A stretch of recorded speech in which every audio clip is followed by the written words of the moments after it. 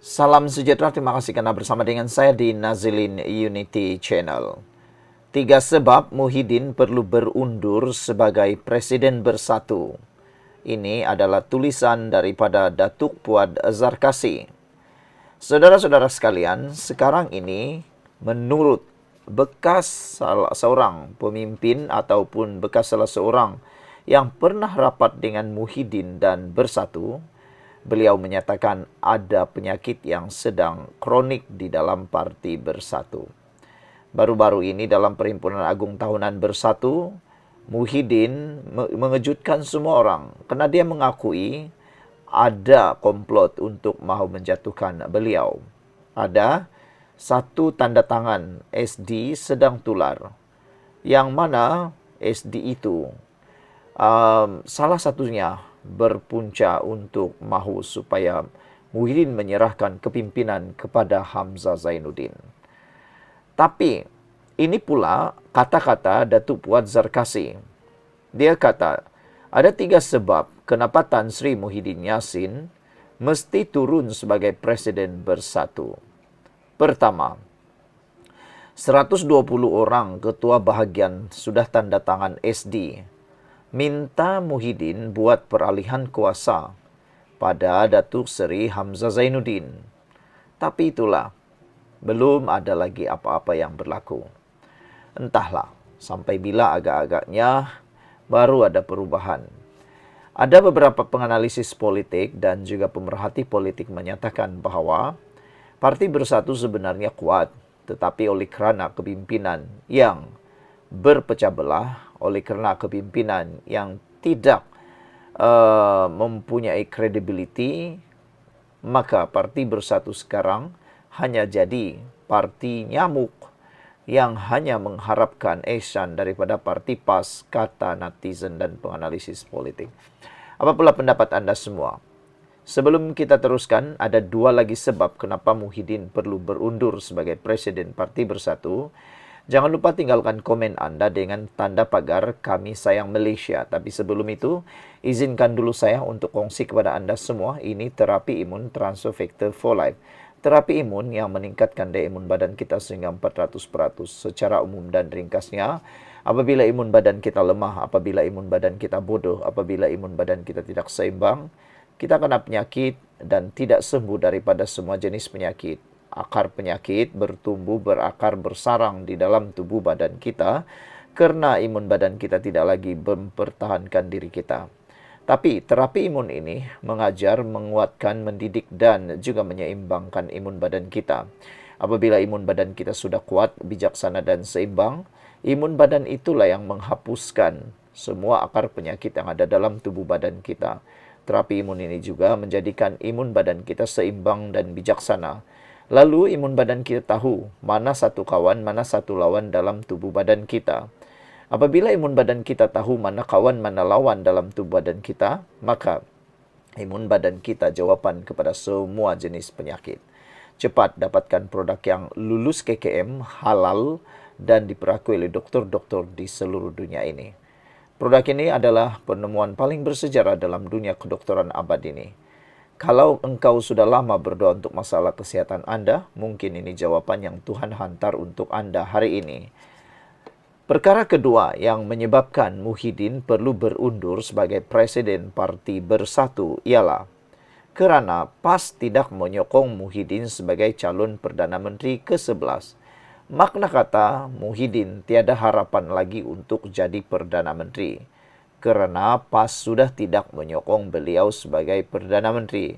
Makna kata, beliau macam mana sekalipun tiada harapan lagi untuk mendapatkan kuasa.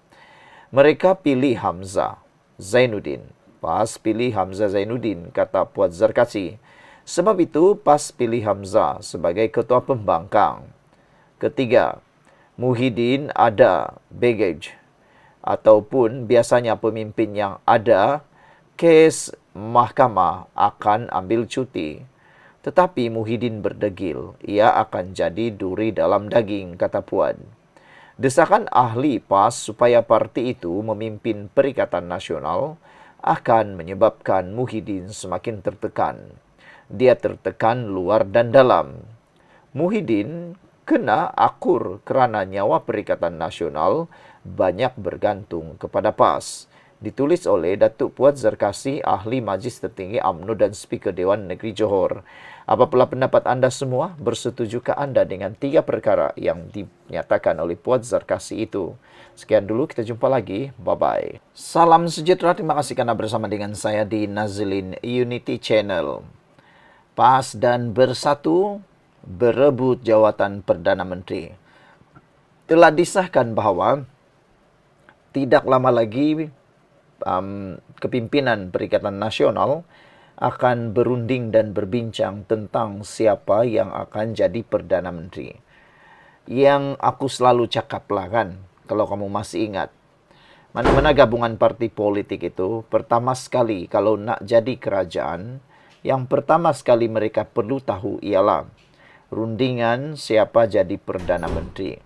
Jangan sampai sudah menang baru dirunding. Yang itu aku tak boleh terima. Macam mana mau jadi kerajaan kalau kepimpinan pun belum tahu kalau sudah jadi kerajaan? Apapun alasan kamu, yang itu alasan kamulah. Bagi saya, kita pilih mana gabungan yang kalau mereka menang sudah ada pilihan sedia. Sekurang-kurangnya ada 2 atau 3 nama yang sudah bakal dipilih. Tapi kalau sudah menang baru nak pilih, bayangkan apa jadi dengan kerajaan pada waktu itu selama berminggu-minggu.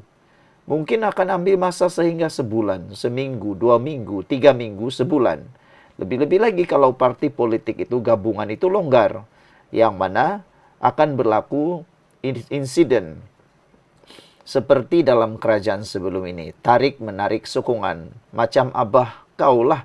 Dia pernah kata, aku tekan butang ini, aku tekan button ni, hancur, runtuhlah kerajaan ini. Begitulah. Beginilah yang kita paling takutlah. Kan, kerajaan yang menang. Kalaulah menang, yang kita takut ada istilah tekan button. Tekan button je runtuh satu. Tekan button je runtuh lagi satu. Jadi itu yang kita tidak mahu. Yang kita mahu ialah menang saja. Besoknya, tak sampai 24 jam, sudah ada Perdana Menteri yang tersedia, yang tiada istilah tekan-tekan button. Tekan-tekan button, nak runtuh, nak tarik sokongan, macam-macam lah. Bayangkanlah kalau sesama sendiri pun tarik sokongan sini, tarik sokongan sana. Itukah kerajaan yang anda mahu? Buktinya sekarang, PAS dan Bersatu kelihatan rebut jawatan Perdana Menteri. Bukti kepentingan rakyat bukan keutamaan, kata laporan di dalam Harapan Daily ini. Perebutan jawatan Perdana Menteri dalam sebuah kerajaan yang belum pun dibentuk membuktikan bahawa Bersatu dan PAS tidak meletakkan kepentingan rakyat sebagai keutamaan, kata Naib Presiden Amanah Datuk Mahfuz Omar. Sebelum kita teruskan ulasan ini, jangan lupa tinggalkan komen anda dengan tanda pagar Kami Sayang Malaysia. Sebelum itu, izinkan dulu saya kongsikan kepada anda semua, ini terapi imun Transfer Factor for Life.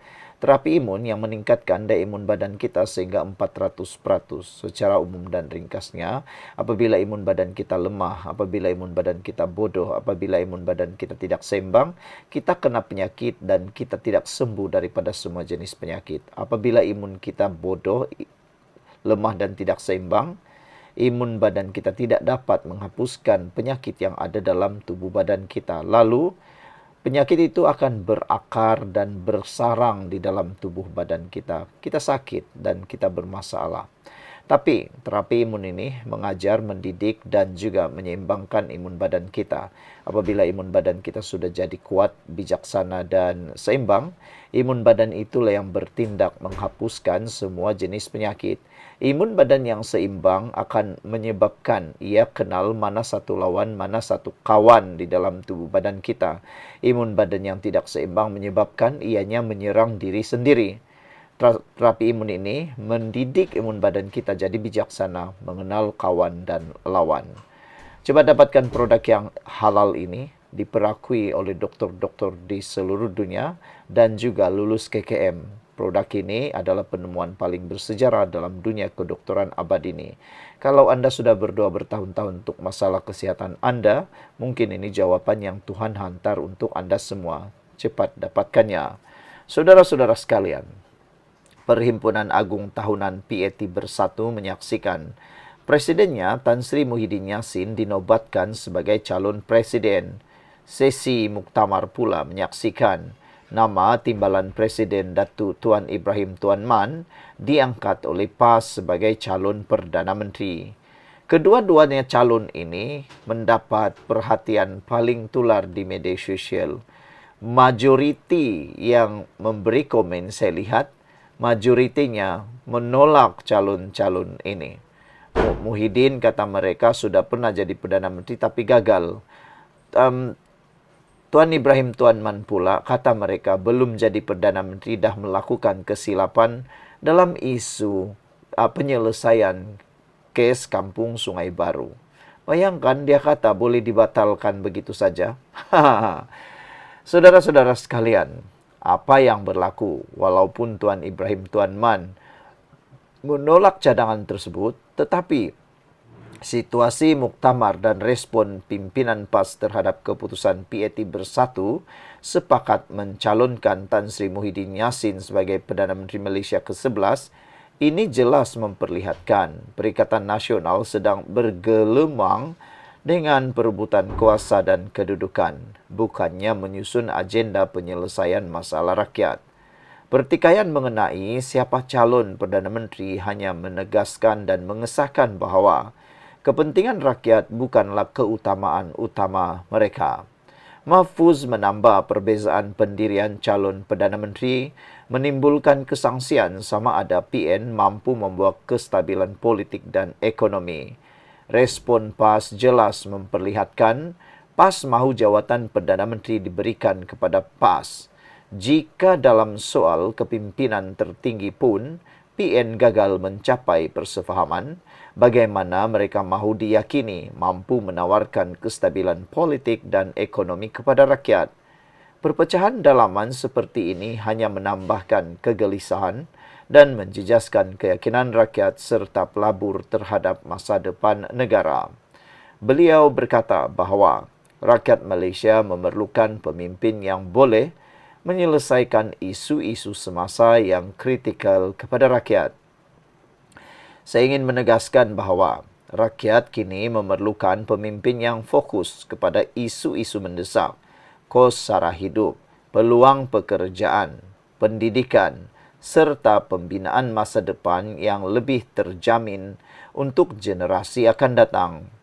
Politik yang berasaskan perebutan jawatan tidak akan membawa Malaysia ke hadapan.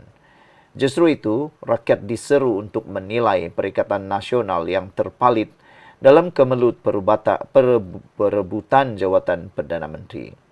Yang penting sekarang ini untuk rakyat ialah terus bersama dengan Kerajaan Madani pimpinan Datuk Seri Anwar Ibrahim yang telah membuktikan kesungguhan membela rakyat dan membangunkan negara, kata Mahfuz Omar. Sekian untuk kali ini. Jangan lupa tinggalkan komen anda. Bye-bye.